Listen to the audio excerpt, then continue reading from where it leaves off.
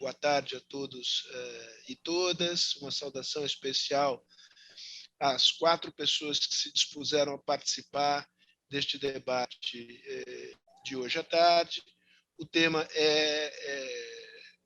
os direitos humanos, são os direitos humanos. Lembrávamos aqui entre nós que, neste mês de setembro, completam-se 25 anos do lançamento do primeiro Programa Nacional de Direitos Humanos, iniciativa do governo Fernando Henrique. Paulo Sérgio, que está aqui, teve papel protagonista neste plano, no lançamento desse plano, dessa iniciativa. O objetivo dessa nossa conversa hoje aqui não é fazer uma retrospectiva do passado, mas é fundamentalmente colocar em questão os direitos humanos na atual sociedade brasileira, sem perder, digamos, o contexto global em que essa questão se coloca, e olhar para frente, né? O que se alterou nesses 30 anos, avanços, recuos, os desafios que o atual governo, e mais do que o atual governo, que uma emergência de uma extrema-direita que tem uma agenda explicitamente contrária aos direitos humanos, que desafios isso coloca. E para discutir este tema aqui conosco, nós temos 4 pessoas que têm não apenas um conhecimento sobre o assunto, conhecimento como acadêmicos, como estudiosos, mas como ativistas dessa área já de longa data. Eu vou dizer muito brevemente quem é cada um dos participantes, pedindo desculpas antecipadas pelo fato de que eu vou fazer um resumo brutal aqui de currículos que são currículos extensos. Eu começo pela Denise Dourado Dora, que é advogada e diretora regional da Artigo 19. Ela tem mestrado em Direito Internacional dos Direitos Humanos pela Universidade de Essex, na Inglaterra, e em História Política e Bens Culturais pela Fundação Getúlio Vargas. Oscar Vilhena Vieira, professor de Direito Constitucional e Direitos Humanos, é diretor da Escola de Direito de São Paulo, da Fundação Getúlio Vargas, membro da Comissão ANS e da Conectas Direitos Humanos. Paulo Sérgio Pinheiro preside desde 2011 a Comissão Independente Internacional da ONU, incumbida da investigação sobre a Síria. É professor titular do Departamento de Ciência Política, aposentado da Universidade de São Paulo, membro da Comissão de Defesa dos Direitos Humanos, da Comissão ANS, e foi ministro da Secretaria de Estado de Direitos Humanos do governo Fernando Henrique Cardoso. E, por último, mas não menos importante, Tiago de Souza Amparo, professor da Fundação Getúlio Vargas, Direito de São Paulo, e da Fundação Getúlio Vargas na área de relações, da Escola de Relações Internacionais, é mestre e doutor em Direito pela Central European University de Budapeste, colunista da Folha de São Paulo e, no momento, pesquisador visitante da Universidade de Colômbia, em Nova York. Muito bem. Você disse, Tiago, que me deu um receio aqui de que você está na NYU e não na Colômbia. Você, por favor, se eu cometi algum engano, você me corrija. É NYU.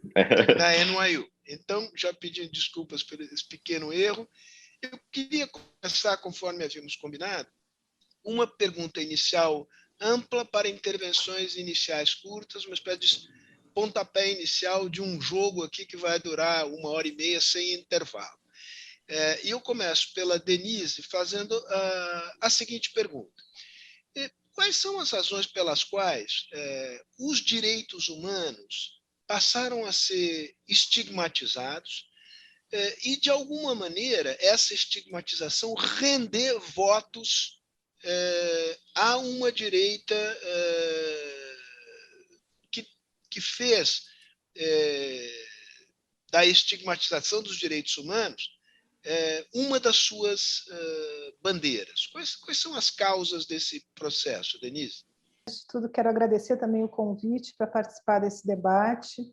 Acho que é super importante, extremamente importante que a gente encontre momentos para conversar de uma forma mais aprofundada sobre os desafios que a gente vive hoje no Brasil e no mundo, né? Em especial os desafios que dizem respeito à ideia de uma proteção ao direito das pessoas, né? A uma defesa da integridade física, moral, espiritual de todas as pessoas. Parece inacreditável, muitas vezes eu acho, muitas das pessoas que estão hoje aqui com a gente devem também se perguntar como é que a gente chegou até aqui, o que está acontecendo com o Brasil, aonde que é o final do túnel, do poço. E cada semana aparece uma cena mais impactante de violência política, de violência racial, de violência contra mulheres, contra povos indígenas. Isso não parece nunca chegar a seu fim. E é realmente impactante para uma sociedade que vinha, como você disse no início do debate, há 25 anos tentando construir uma agenda institucional e governamental de defesa e promoção dos direitos humanos. Agora, eu acho que se tem alguma possibilidade de que a gente aprenda nesse processo é realmente verificar essa revelação desse Brasil profundo e extremamente violento, né, racista e desigual, que se manifesta dessa forma, com a ideia de que há mesmo pessoas a serem defendidas e pessoas que não. Pessoas que são merecedoras de direitos, de cuidados, de proteção do Estado, e pessoas que não, que podem ser atacadas, mortas, agredidas. Isso já estava na sociedade brasileira. Eu sou uma ativista feminista há muitos anos, né? E cada vez, incontáveis, centenas de vezes em que eu ouvi relatos de abusos, de agressividade, de tortura, de cárcere privado, essa ideia do desrespeito aos corpos das pessoas, dependendo de quem elas são, ela já estava presente na sociedade brasileira. E, de certa forma, ela está um pouco presente na gênese do debate sobre direitos humanos. Desde muito tempo, se a gente pensar o debate sobre direitos e liberdades da Revolução Francesa, 300 anos atrás, quem é que teria direitos, quem é que teria liberdades, quais foram qual foi a maioria da população que foi excluída disso, né? Então, a gente vem tentando construir uma ideia, nós como ativistas de direitos humanos, pensadores, pessoas que são promotoras e construtoras das políticas, a ideia de que essa hegemonia de um setor muito pequeno da sociedade, que tem condições de garantir os seus direitos, ela tem que ser quebrada para que isso atinja amplos setores. A gente não venceu essa batalha. O que a gente está vivendo hoje no Brasil é exatamente aquele momento do cabo de força em que o lado de lá ascendeu ao poder a partir de uma narrativa, de uma gramática muito violenta e polarizou galvanizou esses sentimentos de um setor da população que já estava aí. Isso nos faz desistir? Não, ao contrário. Eu acho que talvez o mote da nossa conversa hoje seja exatamente pensar onde e como essa gramática institucional de direitos humanos ela nos permitiu ter algumas conquistas, mas ela não assegurou que a gente pudesse consolidar isso no coração da sociedade brasileira, na alma da sociedade brasileira e mesmo de outros países do mundo. Então, esse é um dilema que a gente vive hoje, que eu espero que a gente possa estar conversando aqui durante essa tarde. Muito bom, Denise. Oscar, a palavra é tua. Deixa eu te provocar aqui. O que a Denise nos disse é que, de alguma maneira, o avanço da agenda de direitos humanos provocou uma reação e revelou uma espécie de Brasil profundo que não estava inteiramente visível ou politicamente organizado, né? Você diria que essa é a inteira explicação ou poderia ter havido erros na forma de encaminhar a agenda de direitos humanos no Brasil? É também um prazer estar aqui com todos vocês, né? Com o Paulo Sérgio, que foi meu mentor e me tragou para esse mundo dos direitos humanos, a Denise, que é uma companheira de vida, nesses 30 anos que nós trabalhamos juntos e me ensinou tanto, e o Tiago, que eu tive o privilégio de ser professor e que agora sou aluno, né? Então é um prazer estar aqui com todos vocês para essa conversa, né? Ô, Sérgio, eu concordo integralmente com a Denise, né, de que os direitos humanos eles estabelecem uma espécie de gramática de justiça para uma sociedade, né? E ela tem como um primado a ideia de que todas as pessoas devem ser objeto de igual respeito e consideração. Isso, os direitos humanos se trata disso, de que todas as pessoas, independentemente de quem elas sejam, qual é a sua condição social, racial, elas são protegidas por uma esfera de dignidade, né? E, evidentemente, que quando isto se depara com uma sociedade profundamente desigual, muito injusta e estruturalmente racista, isto gera uma tensão. Quer dizer, o campo de direitos humanos tem que viver em constante tensão com uma sociedade que se estrutura a partir de uma ordem muito hierarquizada, uma ordem muito discriminatória e uma ordem onde a violência ela foi sempre o meio de solução de conflitos, né? Então, não me espanta que em sociedades como a brasileira, como a sul-africana, como a norte-americana, como a mexicana, os direitos humanos sejam sempre objeto de um profundo combate. Tá? E, nesse período, quer dizer, me parece, o Paulo Sérgio sempre fala, vou roubar uma fala que o Paulo Sérgio ia dizer, eu já falo aqui, né, de que o fim do regime autoritário não significou o início da universalização, pelo menos, dos direitos humanos no Brasil. Tá? Então, nós temos que conviver com esse legado, que não é só de um Estado autoritário, mas também de uma sociedade autoritária. E o que nós tivemos, agora, para enfrentar a sua pergunta, é que diversos enclaves autoritários persistiram e buscaram esse tensionamento. Quer dizer, o Bolsonaro não é uma invenção de hoje, mas nós temos esse discurso anti-direitos humanos desde o primeiro momento da redemocratização. Né? Bom, se você me pergunta, então, por que há tanta resistência? Eu acho que sim, há resistência na medida em que os direitos humanos avançam, na medida em que as ordens hierarquizadas vão sendo quebradas. Então, na medida em que as mulheres avançam, que o movimento negro avança, a força da resistência também avança.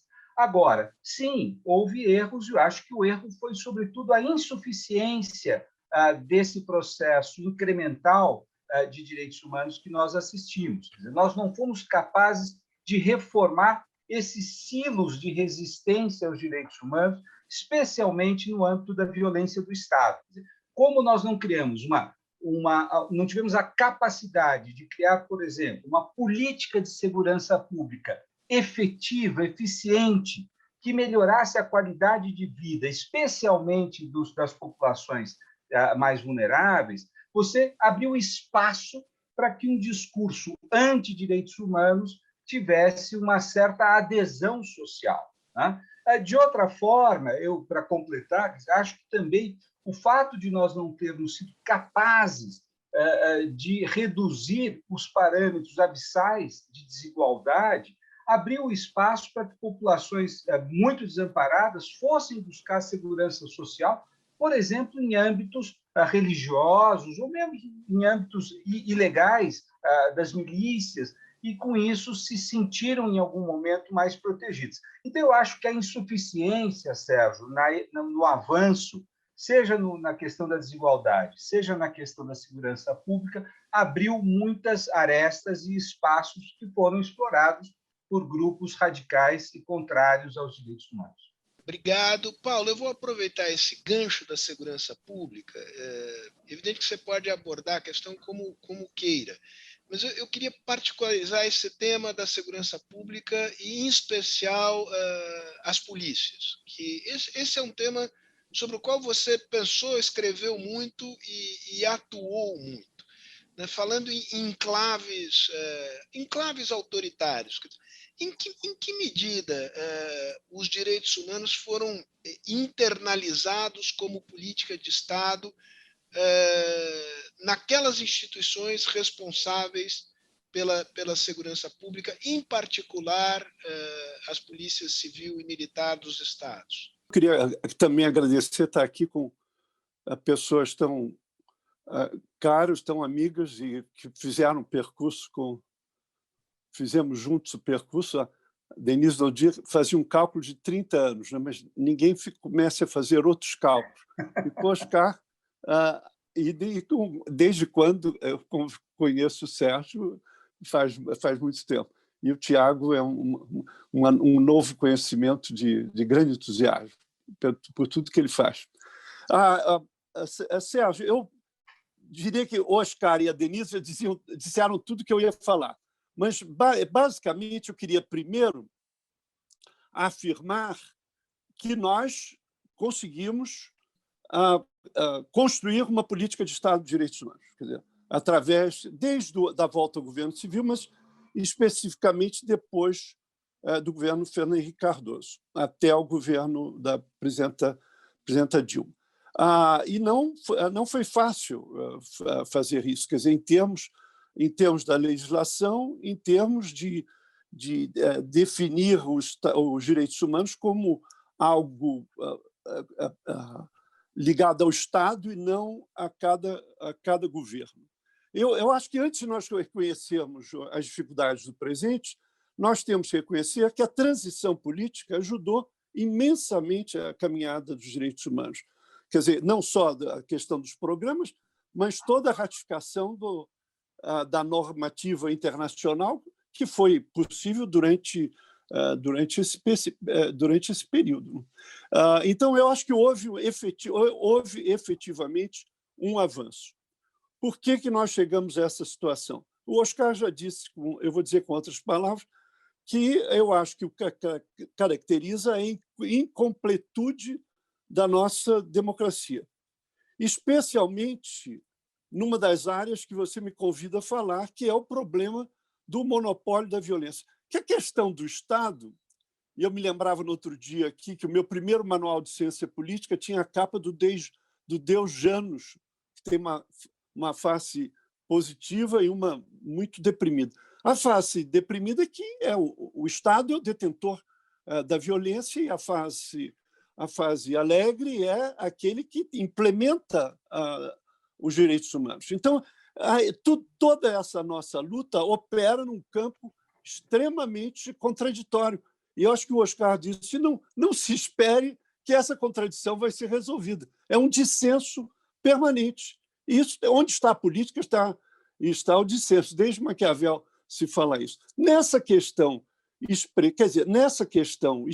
específica, quer dizer, eu não vou fazer processo de culpa a todos que fizeram essa construção, todos os governos e todos os presidentes e ministros estiveram envolvidos, e autoridades da República envolvidos nisso. Mas houve um problema básico, que foi a conciliação feita, por motivos os mais diversos, que eu não vou discutir aqui, a respeito do sistema de segurança pública do Estado brasileiro, que foi mantido por causa, na época, de uma conciliação, de uma negociação, não foi tocada. O sistema de segurança que nós temos hoje é idêntico àquele que foi definido pela ditadura militar.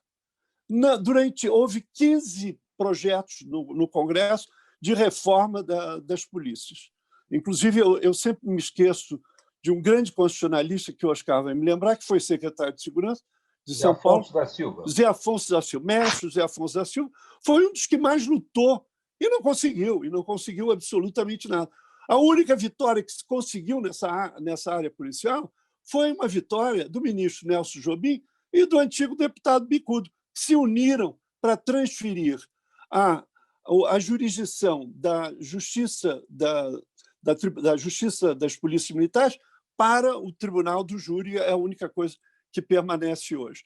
Então, na linha do que a Denise e o Oscar disseram, eu acho que é uma incompletude da democracia. A democracia não se tornou percebida pelo conjunto da população. Para os brancos, a democracia é mais clara. Mas se nós pegamos itens que o Oscar já falou, primeiro, a questão da desigualdade terrível, que eu nem preciso entrar em números, uma das maiores do mundo, a concentração de renda. O outro, o racismo. O racismo. Não conseguimos efetivamente debelar o racismo. E as instituições da democracia continuaram funcionando numa dinâmica de favorecimento dos brancos. Há 20 anos, meu colega Sérgio Adorno disse que os negros recebem penas mais duras, mais pesadas do que os brancos para crimes iguais. Então, e aí você coloca racismo, desigualdade e a questão da violência policial não controlada, e você tem essa incompletude de democracia. Eu queria dizer algo que até o Tiago muito gentilmente lembrou, que eu disse uma vez. Apesar desse avanço dos direitos humanos, da democratização, da transição, da consolidação da democracia, não foi barrado o autoritarismo socialmente implantado, que acontece, por exemplo, na questão da violência da mulher, a questão do trabalho escravo. A primeira vez que se tentou reprimir, que se começou a reprimir o trabalho escravo, foi no governo Fernando Henrique. A violência contra a criança, né? A questão, Oscar falou dessa hierarquização da elite branca, né? Então, é evidente que nós não podíamos ter chegado a 2021 de uma maneira diferente. Depois eu posso falar mais, eu vou terminar. É preciso também não esquecermos que nós não estamos solitários nesse backlash, nesse retrocesso dos direitos humanos. Em todo o mundo, nas grandes democracias consolidadas, se experimenta os mesmos problemas que nós experimentamos no Brasil. Claro que no Brasil são muito mais agravados, justamente pela democracia ter continuado. Eu não gostava de falar isso antigamente, não ter continuado, de uma certa maneira, para a maioria da população, especialmente a maioria negra, como uma democracia absolutamente formal. Obrigado.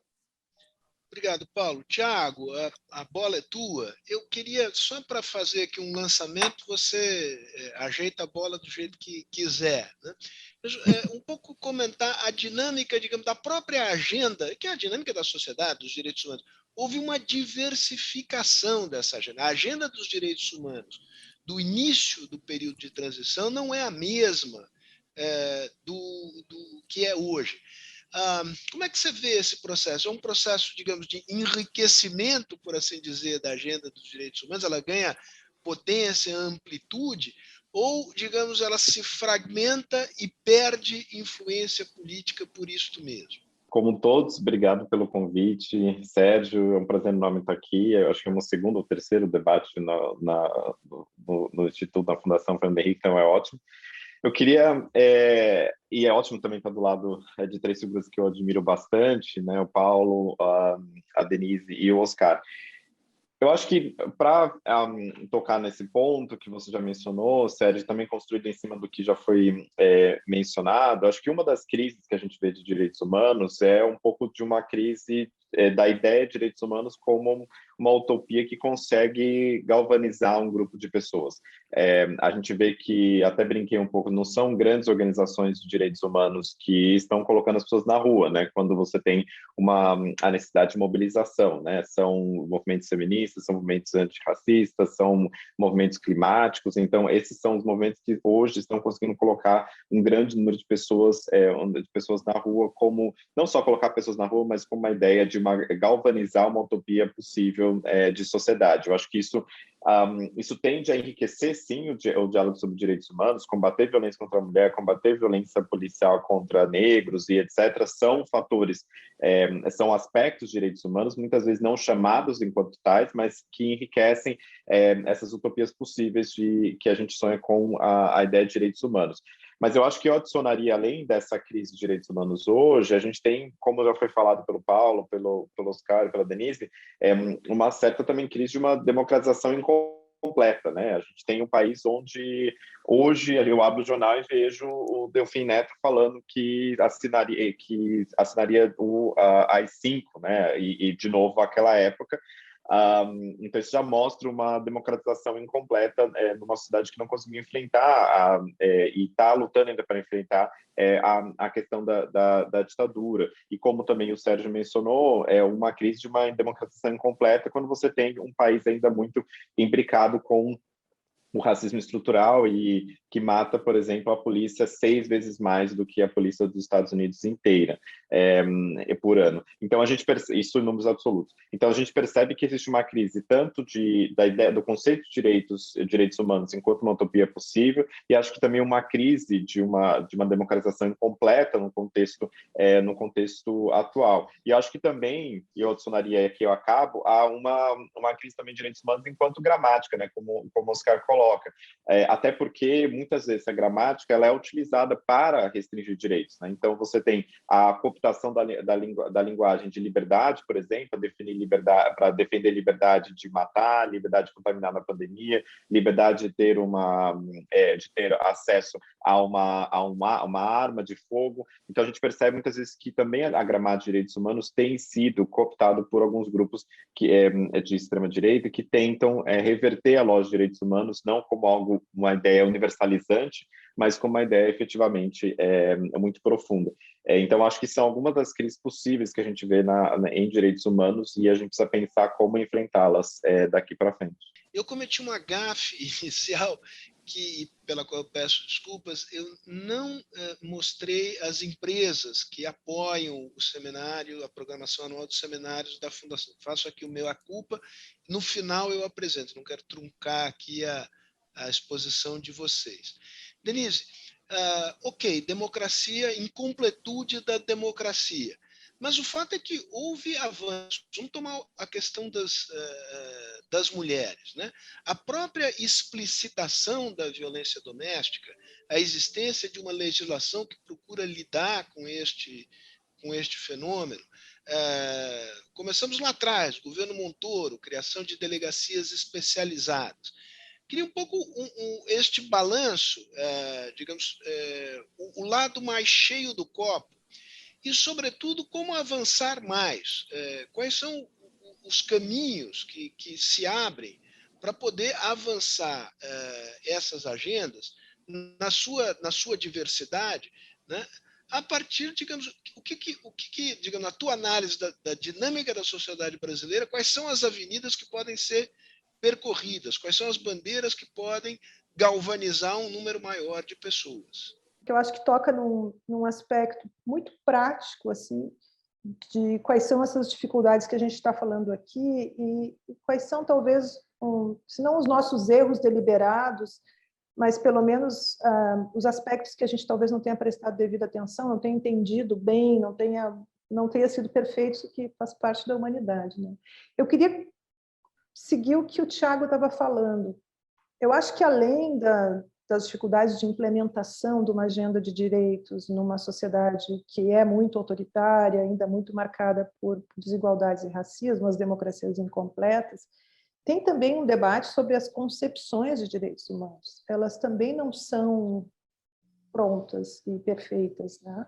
Eu acho que, se a gente voltar em tempos históricos, há pouco tempo atrás, que foi a segunda Conferência Mundial de Direitos Humanos, que aconteceu em 1993, em Viena, portanto, pouco mais do que 25 anos, se falou pela primeira vez que os direitos das mulheres eram direitos humanos. Teve uma campanha global do movimento feminista no mundo para dizer, olha, direitos humanos, a gente quer que vocês prestem atenção no que está acontecendo no âmbito doméstico com as mulheres, o abuso, a violência, os maus tratos, entende? A ideia de que o Estado tem que proteger, através de lei e de ações, uma parcela da humanidade que não é pequena, ela teve que ser muito discutida. E eu acho que isso vale para a gente pensar o quanto essa gramática de direitos humanos construída como uma normativa internacional, que é um elemento fundamental para a gente repensar as sociedades, como é que ela vem sendo apropriada pelos movimentos sociais, pelo movimento gay em Uganda, pelo movimento negro no Brasil, pelo movimento feminista, por todo o debate que envolve ambiental, pelos povos indígenas. Quando a discussão, essa gramática de direitos humanos, ela é trazida para questões muito concretas e que envolvem mobilização social, ela muda, ela se refunda, ela se refina, e talvez pensar as políticas de Estado considerando isso, contemplando essa experiência, seja algo para a nossa próxima agenda, por exemplo, né? E aí a questão da Lei Maria da Penha. O que a gente viu na implementação da Lei Maria da Penha, que é um desdobramento dessa ideia de que direitos humanos devem prestar atenção nas mulheres, que o Estado tem que se preocupar com a violência doméstica, que leva a um caso na Comissão Interamericana de Direitos Humanos, a uma decisão, a um acordo e a uma lei nacional. A gente viu que a hora, no momento em que a lei começa a ser implementada nas delegacias para mulheres que existem basicamente no ambiente urbano, que continuam afastando um grande número de mulheres, inclusive do seu acesso, ela também é traduzida de forma discriminatória. A gente vai aos dados, a gente vê que a violência doméstica contra mulheres brancas, ela teve um decréscimo percentual, mas contra mulheres negras não, ao contrário. Depois da Lei Maria da Penha, a violência contra mulheres negras, ela tem e aí eu estou falando do feminicídio, do assassinato contra as mulheres negras, ela tem um incremento. Por que uma lei de violência doméstica levaria a um incremento de mortes de mulheres negras? A gente tem que se perguntar isso muito seriamente. Uma das hipóteses é que as mulheres negras acreditaram na possibilidade da proteção do Estado e foram às delegacias de polícia e se deram muito mal, não tiveram a proteção do Estado, voltam para casa, são assassinadas. Essa é uma hipótese muito concreta. Então, eu estou trazendo isso porque eu acho que isso mostra o quão complexo a gente pensar essa ideia dos direitos humanos como uma gramática, como uma normativa internacional, como uma política de Estado, e o que acontece efetivamente quando a gente tenta implementá-los com a melhor das boas intenções, né?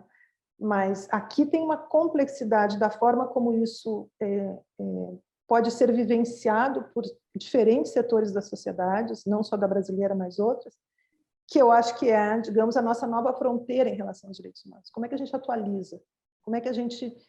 Agora que a agenda de direitos humanos, de alguma forma, também se popularizou, como é que ela é repensada na sua prática, inclusive na sua própria Constituição? A gente precisa de novas convenções, e aí essa é uma provocação para o professor Paulo Sérgio, a gente precisa reescrever aspectos da área de direitos humanos, isso é possível, isso é perigoso, né? Qual é o momento em que a gente vive para pensar isso no mundo, mas obviamente a gente tem que estar pensando. Duas coisas. Primeiro, uma pergunta, Denise, muito pontual.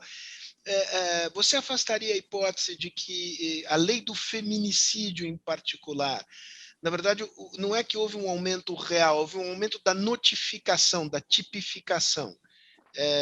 Essa é uma hipótese razoável ou não? Ou te parece que possa ter havido um aumento real do assassinato de mulheres? Essa é a primeira pergunta. A outra, que é mais complicada, é como lidar com o tema dos direitos reprodutivos, que é uma questão que está contemplada na Constituição. Há uma enorme resistência na sociedade brasileira, as pesquisas mostram isso, a sequer discutir o tema da legalização do aborto. Quem toca nesse tema, em geral, está frito do ponto de vista eleitoral, né? Esse é um tema que te pareceria crucial, é um tema secundário, do ponto de vista estratégico, né, de poder avançar? A questão de notificação, não é, porque as notificações de morte elas acontecem a partir do DataSUS. Então, eles têm... cadáver, né? Não, aí houve um aumento de mortes mesmo. E a gente pode pensar nisso, o mapa da violência mostra, né? E mostra os indicadores. Tal. O que a gente tem que pensar é por que a lei torna um setor da sociedade mais... Uma lei que era para proteção aumenta a vulnerabilidade, né? E qual é o peso que o racismo tem em relação a isso, para a gente repensar os marcos normativos. E sobre direitos reprodutivos, e aí vou deixar a provocação aqui, eu acho que uma boa parte dos direitos humanos ela é inspirada por doutrinas cristãs, né? Essa ideia do próximo, do outro, etc., no seu sentido positivo, no seu sentido mais generoso. Mas boa parte das leis também, especialmente as que nos governam na América Latina, são inspiradas pelas doutrinas cristãs no seu pior aspecto, que é a ideia da subordinação dos corpos femininos, né? E eu acho que este é o fundamento pelo qual a integridade corporal das mulheres ela não é tomada como um elemento essencial da gramática dos direitos humanos, que permite um programa de planejamento familiar para esterilizar ou a proibição de fazer um aborto. Quer dizer, são dois extremos, mas que, quer dizer, obrigar a ter o filho ou tirar a capacidade reprodutiva, né? Que conversam entre si na medida em que são atitudes de colonialismo sobre o corpo das mulheres, que foi acompanhado normativamente por ausência de capacidade legal, regime de tutela em casamentos, até muito pouco tempo, em termos históricos, o direito ao voto, o direito ao trabalho público. Então, eu acho que a gente vive esse momento ainda, né, no qual esse debate ele é muito, muito fortemente influenciado ainda pelas doutrinas religiosas e agora, com esse avanço do dogmatismo nesse aspecto, ele piora. Eu acho que precisa coragem para enfrentar o debate e precisa uma genuína solidariedade da outra metade da humanidade, que são os homens, em relação ao que acontece com as mulheres e em relação ao corpo das mulheres, né?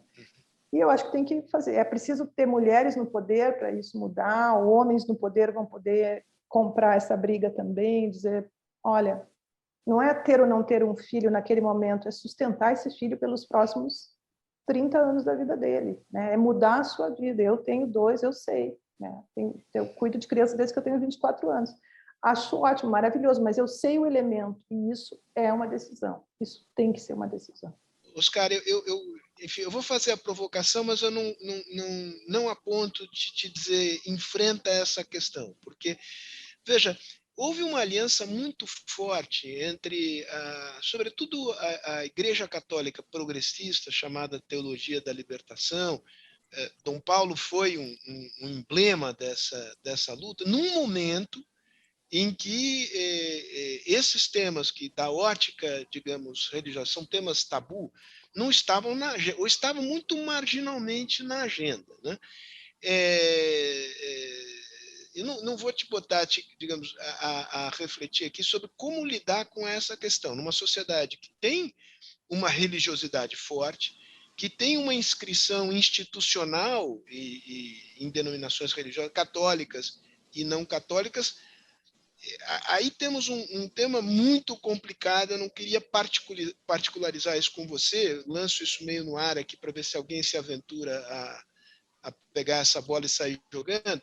Então, eu queria me concentrar num tema que é mais diretamente ligado a você. O Paulo disse, olha, não mudamos nada, ou muito pouco, no que diz respeito à normativa e às formas de organização e à mentalidade das polícias no Estado brasileiro. Primeiro, eu queria saber se você concorda com essa avaliação. E depois, quais seriam linhas para poder avançar na direção de aumentar a efetividade da polícia e diminuir a sua letalidade e o seu viés racial? São 2 pontos muito distintos. Que bom que você me livrou de ter que resolver o primeiro deles, né? Não, mas vamos lá. Eu queria falar um pouquinho sobre essa questão religiosa, depois eu passo para a questão policial, muito rapidamente, né? Eu acho que o Brasil teve uma vantagem no final do regime autoritário de ter uma igreja, e como você sabe, e todos sabem, a igreja católica ela é muito diversa, ela é muito plural, tá? Mas nós tivemos aí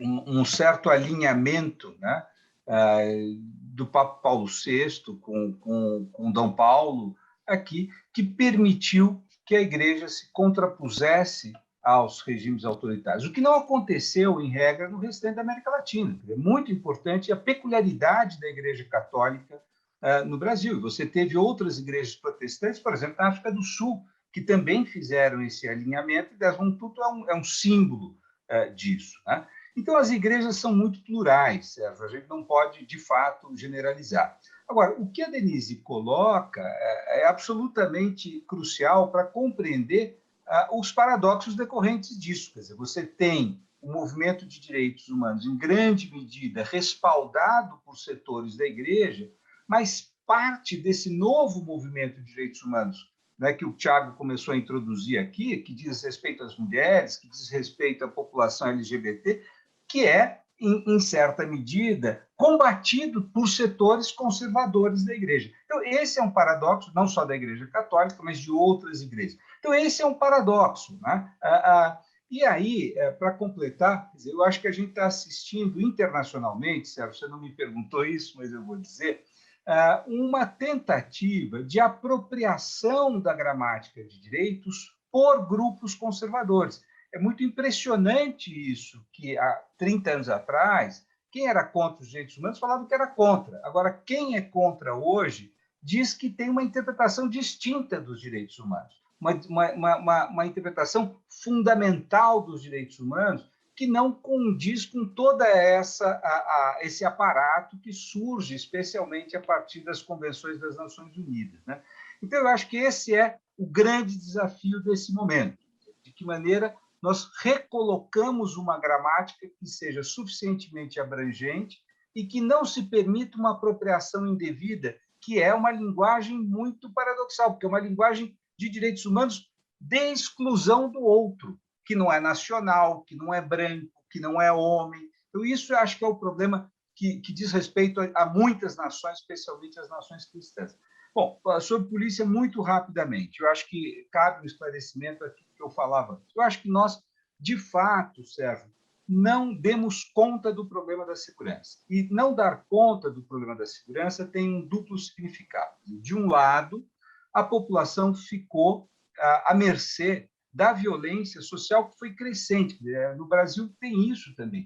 Cresceu em face de diversos elementos de desurbanização, crime organizado, etc., a violência a que a população estava exposta. Então, isto cria uma percepção de que o Estado não dá conta da proteção do direito à vida das pessoas. Tá? E reivindica, então, alguma saída intuitiva de como lidar com isso. E a polícia respondeu a isso, aumentando a violência. Tá? Então, ela acha que ela está dando uma resposta legítima a um clamor sincero da população. Ela quer acabar com os bandidos. Aí a polícia, então, é vista por parte da população como alguém que está caminhando corretamente. E aí ela é criticada. Né? Mas quando eu digo, e o Paulo Sérgio está certo, eu não vou aqui ficar criticando quem tentou fazer. O problema é que todas as tentativas de reforma da polícia encontraram resistência normalmente dentro das próprias polícias e junto a governadores de estado, especialmente, que entendiam, através dessa aliança, estar mais perto do voto, através de um discurso do populismo, vamos dizer, penal. O populismo penal está no Brasil desde Afanásio Azad, Paulo Salim Maluf, e assim por diante. O Bolsonaro não inventou absolutamente nada. Então, há uma aliança dos setores, que o nosso amigo Luiz Eduardo Soares fala, das bandas podres, uma aliança entre esses setores e maus políticos. Isso travou. Então, o fato é que nós temos um problema mal resolvido, né? E que as polícias... Eu tive na academia militar, na academia de polícia civil, essa semana, dando aula para coronéis e delegados, e eles se sentem alijados, ou seja, aqueles que tentavam fazer reformas também não sentem um compromisso sério por parte dos políticos. Eu acho que houve, sim, uma negligência, inclusive, de políticos reformadores, com raríssimas exceções, que levaram a esse esgarçamento, né? E, com isso, abre esse espaço enorme de ressentimento. Paulo, enfim, você embarca aqui na conversa, na canoa que você quiser, mas a pergunta que eu te faria, ok, mas quais as reformas do aparato de segurança que seriam importantes e decisivas? Eu vou dizer alguma coisa sobre o que você diz. Eu queria uma notinha de rodapé sobre essa questão da polícia, mas eu queria também, como a Denise falou meu nome, eu queria comentar alguma coisa a respeito das convenções. Quer dizer, olha, faz 30 anos que nós debatemos essa questão das reformas.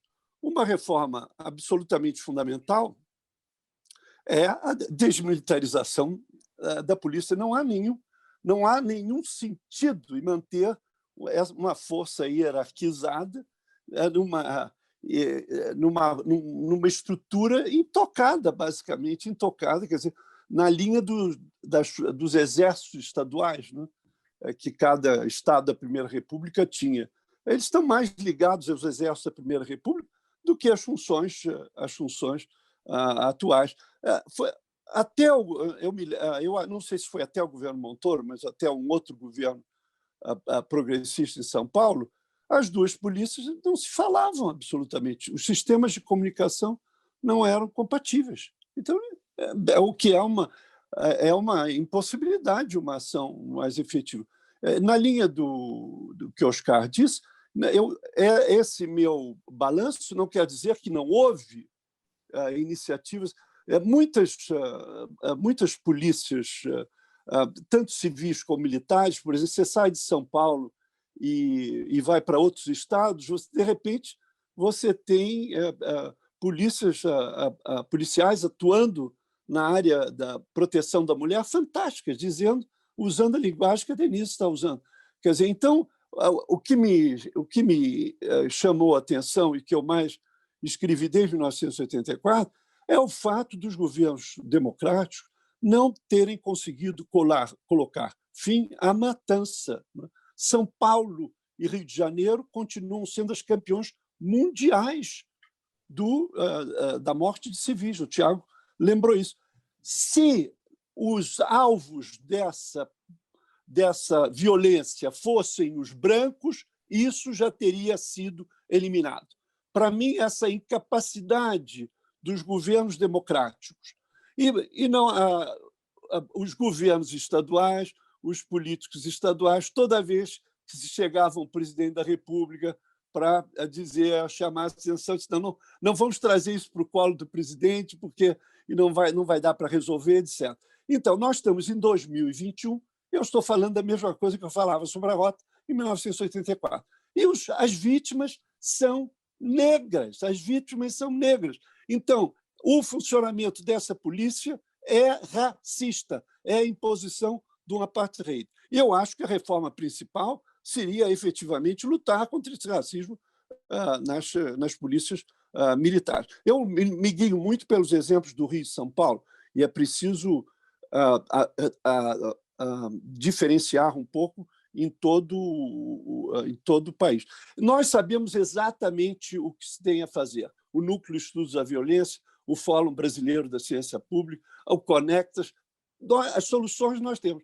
Mas eu acho que o obstáculo foi o Oscar que apontou. Há um obstáculo do funcionamento das forças políticas que acham que aderirem a essa política de extermínio dos negros pelas polícias militares é alguma coisa que banca. O delegado Hélio Luz, depois deputado Hélio Luz, ele dizia, e eu conheço bem a minha classe no Rio de Janeiro, as classes médias altas no Rio acham que as polícias estão a serviço delas. O que as polícias faziam quando havia um furto em algum apartamento? Automaticamente torturavam as empregadas. Essa é a prática, até o delegado Hélio Luz. Agora, se você me permite, uma notinha de rodapé a convite da Denise.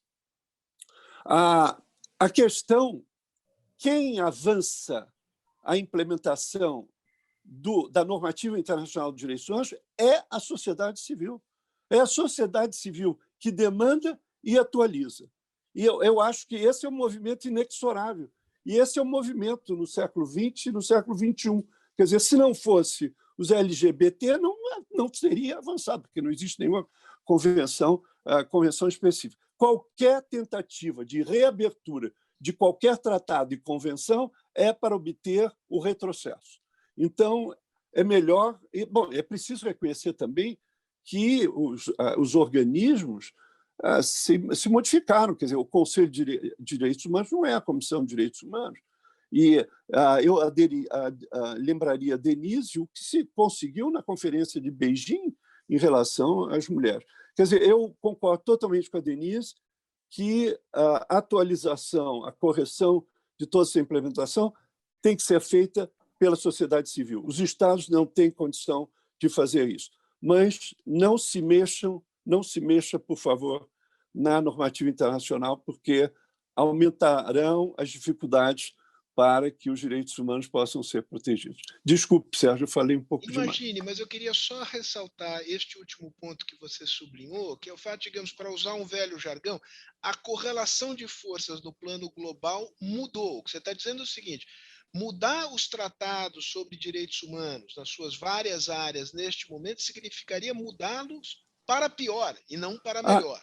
Não há a menor dúvida. A Conferência de Viena de 93, onde eu estava, seria impossível hoje. Eu sou contra qualquer convocação de conferência, porque vai ser um retrocesso. Por quê? Porque os Estados, acho que o Oscar falou isso, os Estados se acostumaram a burlar os princípios de direitos humanos, acharam caminhos, aqui vários assumiram as democracias que assumiram o autoritarismo na Europa Central. Os 27 países europeus fazer uma conferência de direitos humanos para a União Europeia é um convite à discordância, à desunião. Então, é melhor não mexer.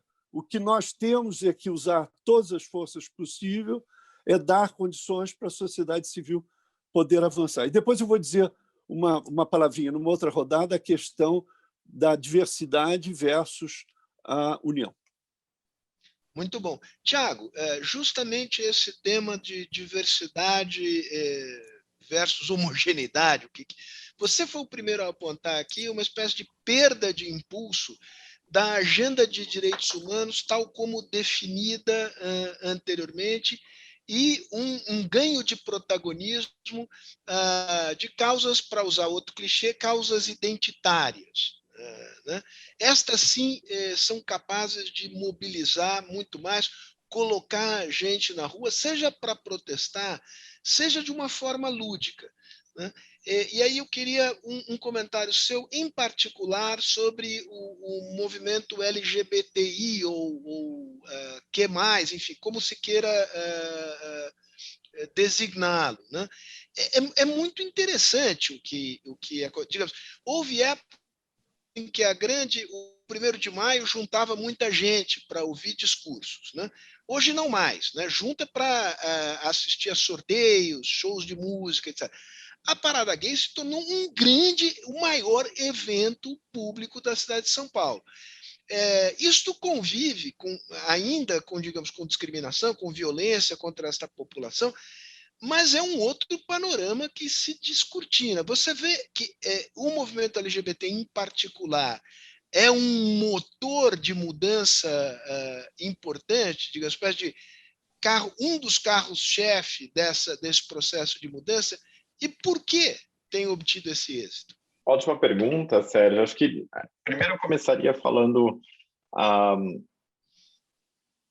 Eu tenho receio com o termo identitário, justamente porque eu acho que a gente precisa desconstruir quem são os humanos em direitos humanos, né? Eu acho que tem, por exemplo, hoje toda uma literatura sobre afropessimismo que vai falar que, olha, durante muito tempo, negros não eram considerados como humanos ou são ainda hoje muitas vezes não considerados como humanos e são socialmente mortos, né? Como diz um dos principais autores do Frank de afropessimismo. Então, existe uma crítica também sobre quem é o humano dentro desse humanismo dos direitos humanos, né? E quando a gente fala, por exemplo, hoje sobre direitos sexuais e reprodutivos como algo controverso, é esquecer que direitos humanos também significam as mulheres, também significam pessoas trans, também significam... Então, acho que existe uma forma também de descortinar a ideia de que, olha, por trás de direitos humanos, por trás dos humanos em direitos humanos, existe uma complexidade que a gente precisa dar conta dela. E até por isso, né, para dar um exemplo claro, as Nações Unidas, quando ela foi fazer uma campanha sobre direitos LGBTs, criou a campanha Livres e Iguais. Por quê? Para fazer referência a uma frase, né, todos nascem livres e iguais, clássica na linguagem sobre direitos humanos, e também para conseguir burlar possíveis resistências com relação a direitos LGBTs no âmbito internacional que existem até hoje muito fortemente. Então, quer dizer, você apela para a ideia de que se são todos e todos e todos mesmo, então isso significa que você tem que incluir na linguagem de direitos humanos as pessoas LGBTs.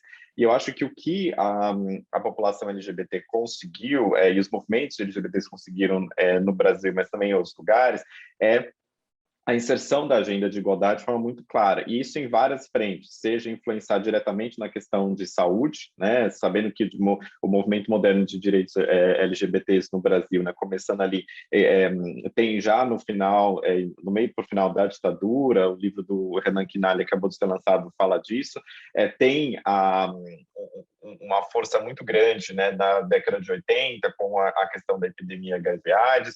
Então, a gente tem, e isso influenciou o quê? Muito uma percepção sobre o que é um sistema de saúde, sobre direitos humanos, e sobre direito à saúde, mas também em outras áreas, como a própria igualdade civil para o casamento, a questão de discriminação no mercado de trabalho. Então, a população LGBT conseguiu, de forma muito evidente, uma mudança na linguagem de direitos no Brasil para incluir a população LGBT, e no âmbito internacional também, e uma mudança cultural. Quando a gente vê, por exemplo, aumenta, a gente tem dados de pesquisa de opinião mostrando que aumenta a aceitação da população LGBT na sociedade como um todo, nos últimos anos, nas últimas décadas, o que mostra efetivamente um ganho muito forte. Eu acho que existe, de um lado, uma conjuntura de forças, né? Porque você tem cada vez mais grupos que não são LGBTs e entidades privadas, etc., apoiando a causa LGBT. Isso torna a causa LGBT mais inserida na sociedade, ao mesmo tempo que há a constante tentativa, que é parte da luta de direitos humanos, a gente sempre reinventar e repensar e radicalizar as demandas, né? Que hoje não é simplesmente para que pessoas LGBT sejam iguais a casais heterossexuais, por exemplo, mas é reconstruir o que significa família, o que significa sociedade, o que significa o Estado, e pensar de forma mais ampla sobre essas questões.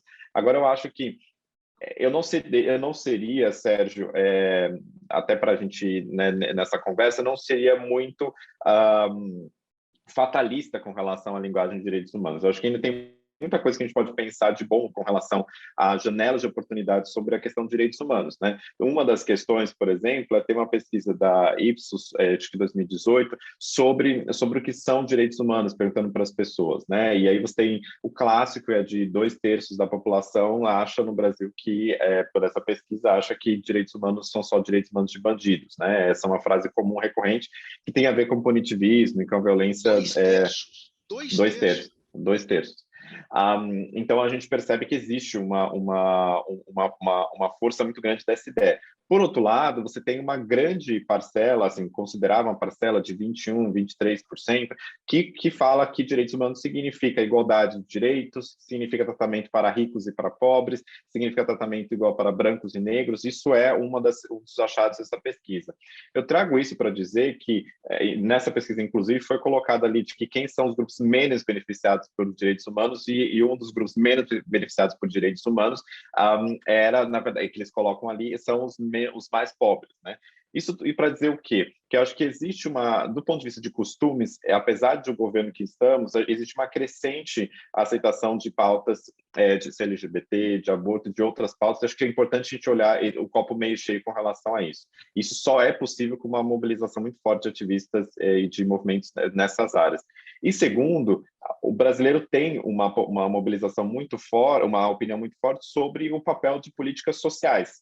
Então, a gente teve uma pesquisa também da Datafolha que mostrou que a maior parte da população é a favor de políticas sociais como políticas também de segurança. Ou seja, a população, em geral, não é a favor, como a gente acha que é, a população não é, em geral, a favor de simplesmente a polícia atirar nas pessoas, né?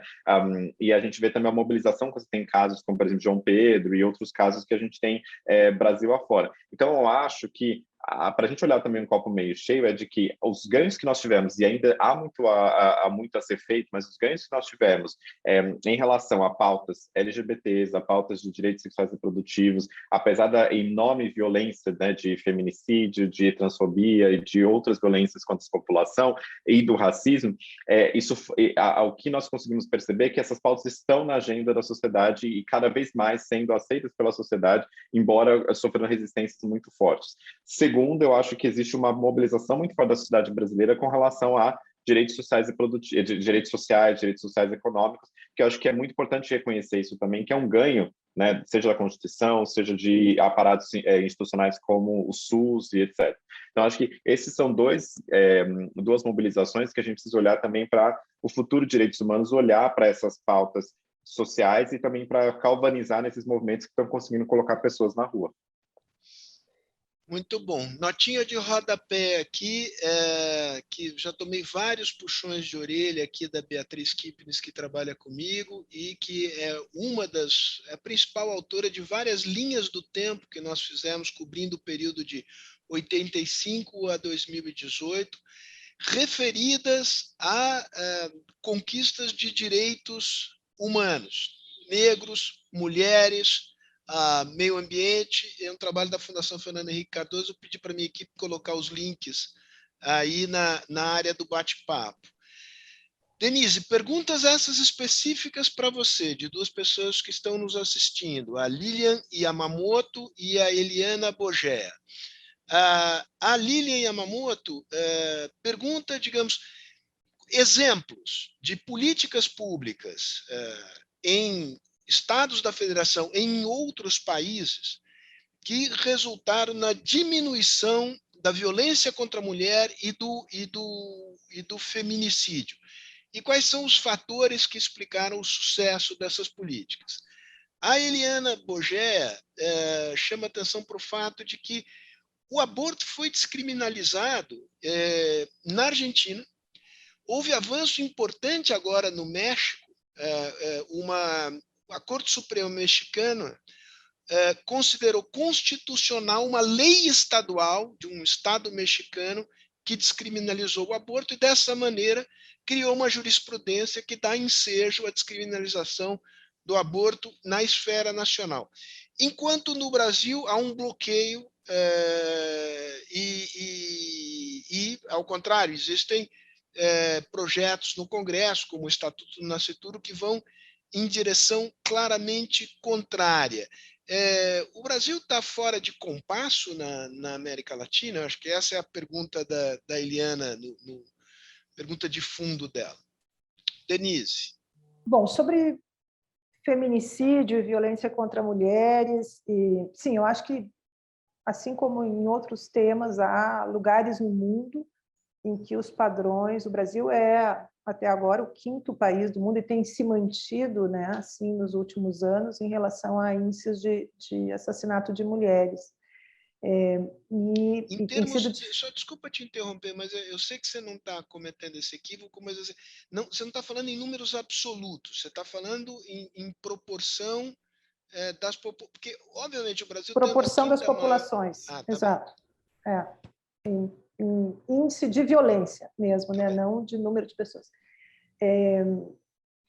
Mas óbvio que existem outros lugares no mundo em que isso não é assim. E aí eu acho que o Paulo Sérgio levanta um tema importante, que é a dimensão do papel que a sociedade civil tem nisso, em construir mecanismos de prevenção. Em todos os lugares em que os índices de feminicídio baixaram, o elemento de prevenção ele foi muito importante, e foi muito importante por medidas que eram medidas de Estado, por exemplo, como envolver o setor saúde na prevenção, na identificação e prevenção da violência doméstica e o abuso sexual, era ter respostas que não são exclusivamente do âmbito criminal, né, mas sim de apoio social, garantindo direitos sociais e econômicos. Por exemplo, tem vários países no mundo em que tem uma bolsa de transição das mulheres para que elas possam sair de uma situação de violência, reconstruir sua vida de outro jeito, tem auxílios. Essa é uma agenda, né, que envolve a política de Estado para além das respostas policiais e judiciais, que, em geral, são mais limitadas, mas que garante, em conjunto com a sociedade civil, o movimento de mulheres, um padrão de empoderamento das mulheres, de capacidade de redirecionar suas vidas, de saírem de relações de ciclos de violência, de relações, de repensarem, de conhecerem seus direitos, de saberem apropriar-se deles. Então, é uma resposta combinada, né? Quanto mais fortes os movimentos de mulheres, mais capacidade de conversar com as mulheres e com o apoio do Estado, com políticas mais amplas, acho que as respostas são positivas. A Espanha é um bom exemplo disso, por exemplo.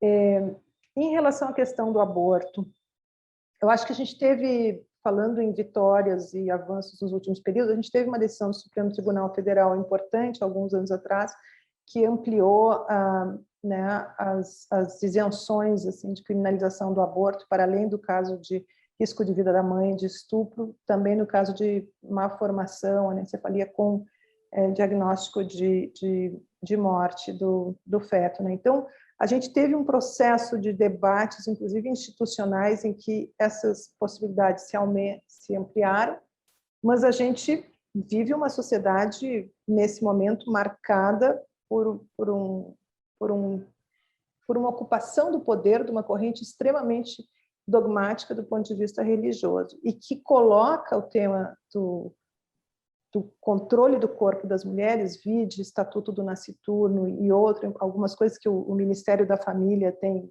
dito e se pronunciado sobre o assunto, como agenda central, ponto central da sua agenda. Eles organizam boa parte das políticas de saúde e de direitos em torno deste controle, né? Então, é uma luta titânica nesse sentido, porque você tem, de um lado, uma sociedade civil via o movimento de mulheres assim, enfrentando o debate na sociedade e também enfrentando hoje a força que a ocupação dos lugares de governo federal tem para destruir políticas de acesso a, por exemplo, pílula do dia seguinte, prevenção, educação sexual nas escolas, prevenção de violência, apoio a conselhos tutelares, um conjunto de medidas que poderiam reduzir enormemente a questão da gravidez indesejada e decorrente, inclusive morte por abortos ilegais, clandestinos, perigosos.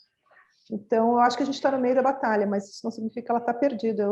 Eu defendo que a gente continue firme e forte, inclusive porque hoje é o Dia Latino-Americano de Defesa dos Direitos Reprodutivos das Mulheres. Isso, uma delas aqui, inclusive, mencionou essa data. Aprovado em 1990 no Encontro Feminista na Argentina. Uma mulherada na América Latina inteirinha está discutindo o assunto. Relacionando o tema pobreza e o tema direitos reprodutivos e da mulher. O que você acha? Eu me lembro muito da manifestação que se fez aqui pouco antes da eleição do Bolsonaro, o Ele Não, tá certo? Em que as mulheres, aliás, digamos, essas foram as imagens que foram capturadas e depois muito utilizadas nas redes de WhatsApp da extrema-direita para provocar rejeição, mas que era um pouco, digamos, mulheres com seios de fora. Aliás, essa é uma tônica permanente da extrema-direita, né? A ideia da devassidão moral. Né?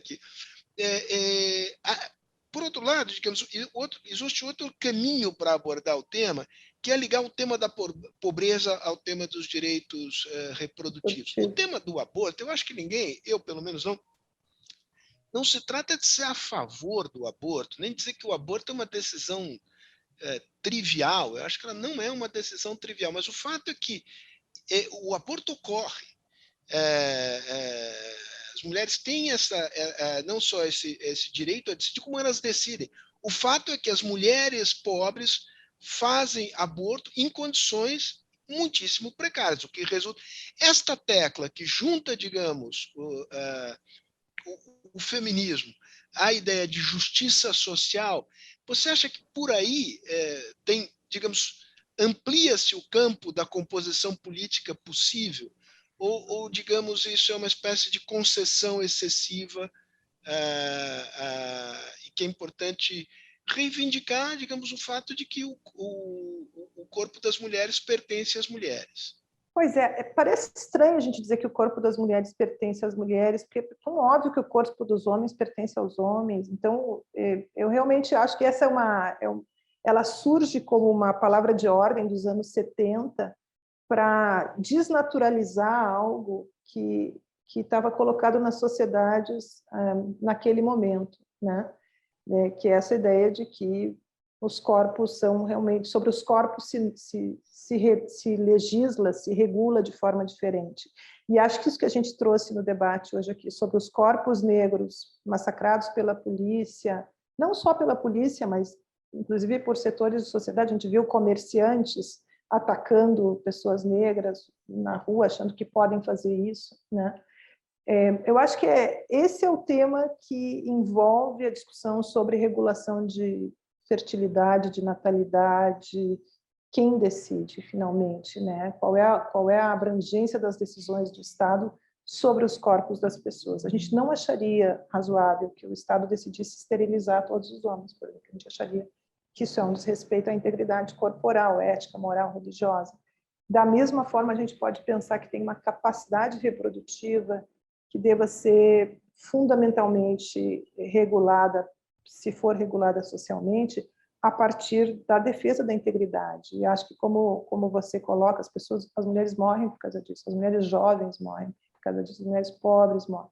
Tem uma outra forma da gente fazer esse debate que não seja marcado por um dogmatismo, né, de origem religiosa. É possível a gente pensar nos elementos de saúde pública, de direitos econômicos e sociais. Eu acho que esse é o ponto que está colocado hoje aqui. Muito bom. Oscar, perguntas aqui. De novo, o tema da reforma das polícias, a desmilitarização, feito pelo Alexandre Rocha. A pergunta dele é por que isso não avançou nem mesmo sob a liderança de governos progressistas. Esta é a pergunta. Deixa eu fazer uma provocação aqui, que é mais ou menos a seguinte. É curioso que o seguinte aparente paradoxo. A maioria da população brasileira é não branca, tá certo? Portanto, o voto provém, na sua maioria, de não brancos. Ao mesmo tempo, eles são as principais vítimas da violência policial. E ainda assim, digamos, existe a tese de que um dos principais problemas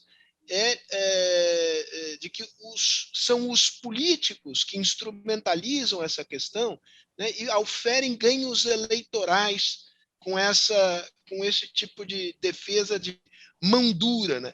Não existe uma espécie de paradoxo aí, digamos, se a maioria dos eleitores é de não brancos, e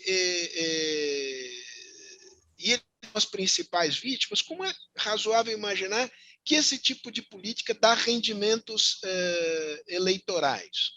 Enfim, você tinha apontado no começo da nossa conversa que você gostaria de falar um pouco sobre o futuro dos direitos humanos. Eu acho que essa pergunta que foi feita permite a gente conversar um pouco sobre o modo como o discurso dos direitos humanos se apresenta, né? Então, os direitos humanos normalmente trazem uma mensagem muito contraintuitiva, né? O que eu quero dizer com isso? Eu quero dizer que todas as pesquisas apontam, por exemplo, que quanto mais uma polícia for respeitosa em relação, especialmente aos setores mais vulneráveis à violência, maior será o grau de confiança na polícia, maior será a sua eficácia. Tá? Assim como, quanto menos armas tiver circulando na população, mais segura estará a população. Isto não é intuitivo. Eu lembro quando nós fizemos a campanha sobre o Estatuto de Desarmamento, é muito difícil você explicar para uma pessoa que tem medo, que vê o crime a ameaçar o tempo todo, que ela não estar armada é melhor para ela do que estar armada. É muito difícil dizer para ela que uma polícia respeitadora é melhor do que uma polícia que agrida violentamente os criminosos, né? E eu gostaria, eu acho que pegando um pouco a rabeira na colocação da Denise, que eu acho que uma das coisas que nós temos que fazer para avançar a agenda dos direitos humanos é capaz de obter razões distintas para impulsionar a mesma agenda. Então, por exemplo, eu sou capaz de fazer um discurso sobre aborto dizendo o seguinte: a legalização do aborto, como foi feita na Alemanha, por exemplo, foi feita com base na ideia de que era a melhor forma de reduzir o número de abortos, porque aí você tira da ilegalidade, traz para a legalidade e pode, com uma política pública, capacitar, orientar, dispor meios para que essa mulher não realize o aborto.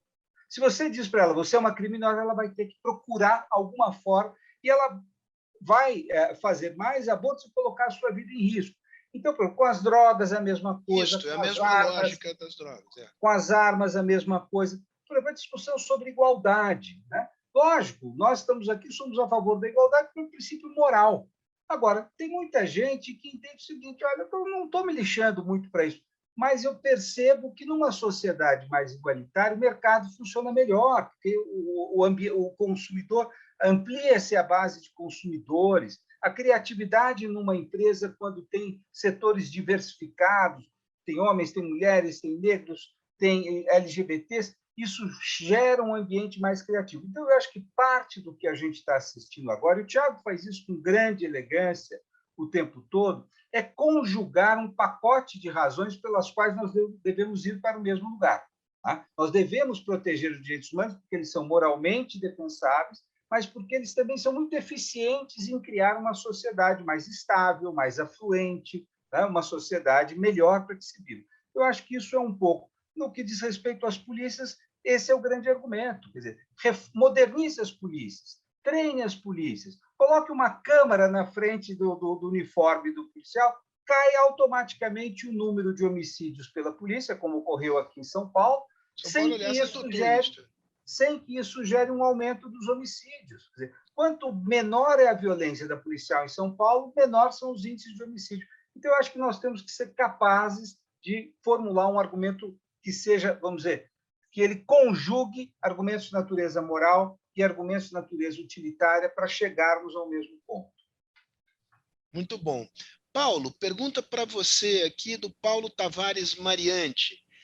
Ele diz o seguinte, quer dizer, o cenário de violência, basicamente de violência policial que se vive hoje, ele em alguma medida não apenas um legado do regime militar, mas o fato de que a sociedade brasileira não conseguiu processar bem a memória deste período, entender o que ali se passou, né? A despeito de comissões da verdade que se criaram, não apenas no nível federal, mas em alguns estados da federação? Eu trabalho mal com a noção de legados, porque legados usar, mas, na verdade, o que funciona efetivamente são as novas reatualizações do legado, que trazem características que não podem ser identificadas como numa linhagem direta desses legados. Eu acho que a questão da violência foi extremamente mal resolvida, nessa questão que nós estamos falando da violência ilegal por parte do Estado, pela incapacidade de lidarmos com o racismo na sociedade brasileira. Para mim, um dos obstáculos maiores de nós não sermos uma democracia melhor consolidada é o racismo que continua a prevalecer. Isso por responsabilidade direta das elites brancas, que são beneficiadas pelos arranjos que hoje subsistem. É só examinar o que são as audiências de custódia em relação à detenção de droga, que se esperava que fosse uma coisa muito progressista, que protegeria aqueles com pequena quantidade de doses, e prevalece o depoimento do policial militar sobre qualquer outra coisa, e, evidente, o número de prisões, o número de detentos por causa disso é enorme. Agora, eu me perdi. Não, porque a segunda parte da Tavares Mariante é uma pergunta mais específica. No fundo, ele está dizendo o seguinte: houve violência do Estado durante o regime militar. Isso foi reconhecido no governo Fernando Henrique, houve reparações, e no governo Dilma se criou a Comissão da Verdade. Ele diz: isto foi insuficiente, trabalhou-se pouco esse tema. E o fato de que se trabalhou pouco esse tema, em alguma medida, explica a persistência da violência em regime democrático da polícia em relação à população civil, em particular pobres e negros. Obrigado. Eu entendi. Primeiro, preciso levar em conta que a violência da ditadura ela não foi inventada na ditadura, porque os métodos que a ditadura usava em relação às classes torturáveis, como diz o Graham Greene, estavam presentes na Primeira República, estavam presentes no período constitucional de 46 a 64. Então, há uma continuidade, sim, uma continuidade dessa violência ilegal. Mudam, às vezes, as vítimas, quer dizer, durante a ditadura, as nossas classes, ainda que tenham sido diretamente atingidas, se nós contarmos os 500 desaparecidos, evidentemente que a repressão continua a se abater sobre os usualmente suspeitos. Em relação à questão da memória e da verdade, ao contrário de vários que dizem que nós estamos atrasadíssimos, não estamos tão atrasados. Quer dizer, para mim, a pedra de toque, e tudo que eu disser a respeito positivo do governo Fernando Henrique é meio suspeito, porque eu estava lá. A pedra de toque da questão da memória e da verdade no Brasil foi a lei reconhecendo a responsabilidade do Estado brasileiro pelos crimes da ditadura, que foi a lei que permitiu as reparações, a comissão dos mortos desaparecidos, etc. Para você comparar com a França, foi somente nos anos 90, no governo Chirac, que o Estado francês foi reconhecido pelos crimes praticados durante o regime fascista de Vichy. Então, tudo que se fez depois disso foi na esteira dessa pedra de toque do reconhecimento da responsabilidade do Estado brasileiro. Agora, é evidente que a Comissão Nacional da Verdade ela apareceu e também como reivindicação das famílias que lutaram 40 anos por essa Comissão da Verdade, que foi um projeto do presidente Lula e depois a presidenta Dilma instalou, com a dificuldade criada pelo Supremo Tribunal Federal, que hoje é o nosso principal aliado na resistência, mas que nos anos 2000 caiu na esparrela de dizer que a anistia foi um pacto e que não seria o caso de se ultrapassar esse acordo. Então, justamente essa incapacidade de responsabilizar os responsáveis pelos crimes foi extremamente grave. E o que tolhiu o resultado da Comissão da Verdade, cuja primeira recomendação é justamente a revisão dessa decisão do Supremo. Há teses e pesquisas de colegas nossas que o Oscar conhece, que os países latino-americanos que foram capazes de cumprir o que você mencionou, de enfrentar o direito à verdade, à memória, eles foram melhores capazes de lidar com a violência que sobreviveu às ditaduras. Eu acho que também uma das vertentes da continuidade da violência no Brasil é essa incapacidade de se pôr em prática as recomendações da Comissão da Verdade. Como você bem disse, foi um sucesso incrível, porque houve Comissão da Verdade em todos os estados, houve nas cidades, nas universidades. Então, foi um movimento extraordinário. Evidentemente que tudo isso foi julgado no lixo pelo governo Temer, que absolutamente esqueceu. O seu primeiro ato foi liquidar o Ministério dos Direitos Humanos, que nós levamos 30 anos para realizar. E, evidentemente, que isso está no compasso de espera nesse governo de extrema-direita, mas isso não significa que essa memória vai se perder. Tiago, nós estamos chegando aqui no final, nós temos mais 5 minutos aqui, digamos, diriam os velhos locutores, não há mais tempo para nada, mas há um pouquinho de tempo. Abriu-se aqui um repertório de questões, eu vou te dar o privilégio aqui, como você será o último a falar, a pensar o tema que te pareça mais interessante e fazer a tua fala final aqui. Difícil, né, Sérgio? Acho que já que o Oscar fez o elogio gentil, né, de falar que eu trago um pacote de, de justificativas para direitos humanos, eu acho que talvez essa discussão de hoje seja importante para a gente ter uma perspectiva de que sim, há crise de direitos humanos, sim, há uma crise da democracia, sim, há muitos desafios ainda a serem colocados, mas não há outra alternativa senão passar pelo reconhecimento de todas as pessoas têm direitos iguais. Não dá para a gente construir uma sociedade democrática, seja socialmente democrática, institucionalmente democrática, legalmente democrática, economicamente democrática, que não seja passando por essa ideia. E essa é a ideia central de direitos humanos. Há muitas críticas com relação à forma que direitos humanos têm sido historicamente colocado, mas eu acho que não dá para a gente construir uma sociedade que considere todos de forma digna, sem passar por essa ideia.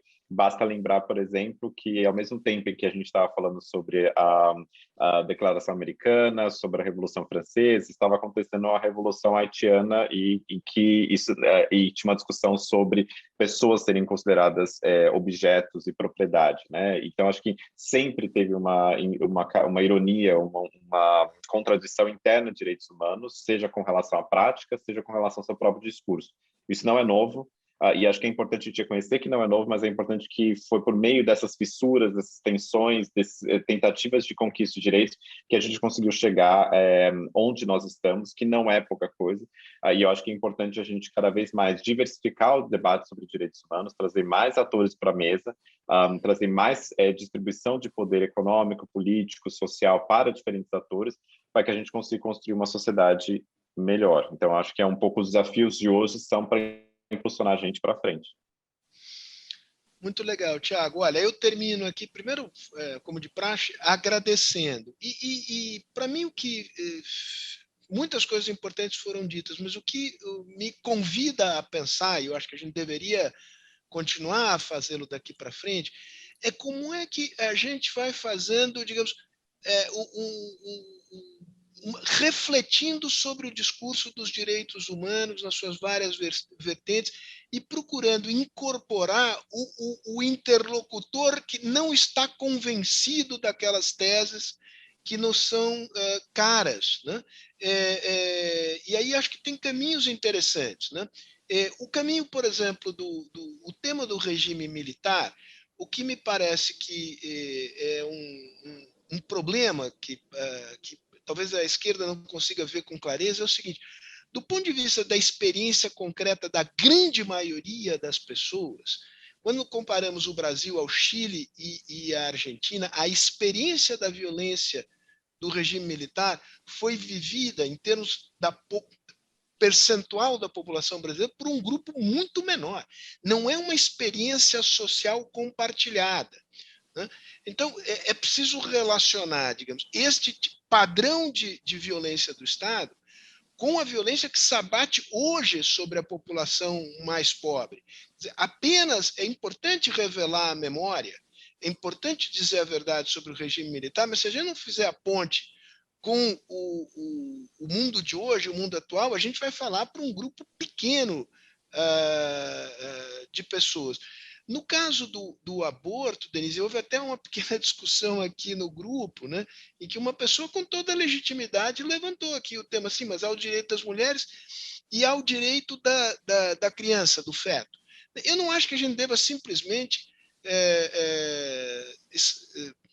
cuspir para fora esse tipo de questionamento. Eu acho que ele toca num ponto de sensibilidade que é importante. Se eles perguntarem para mim quando é o momento de concepção da vida, que eu acho uma discussão um pouco metafísica, né? Eu acho que o momento de início da vida é o da concepção.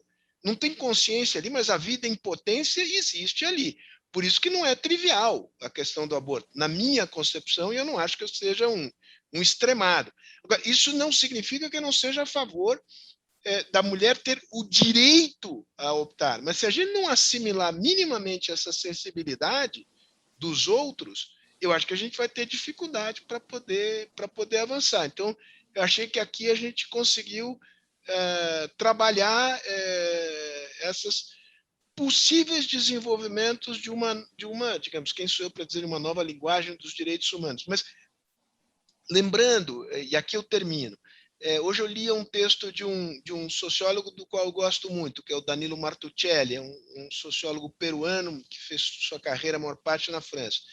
Que ele chama atenção para o fato de que hoje a ligação entre indivíduos e sociedade mudou muito. Vivemos num mundo em que as grandes ideologias não organizam mais, é uma espécie de implicação afetiva das pessoas. E que essa implicação afetiva se dá em torno de questões pontuais, né? Digamos, não abstratas, não os direitos humanos tal como nós o concebemos em certa época, mas são questões que enlaçam as pessoas com esse tema.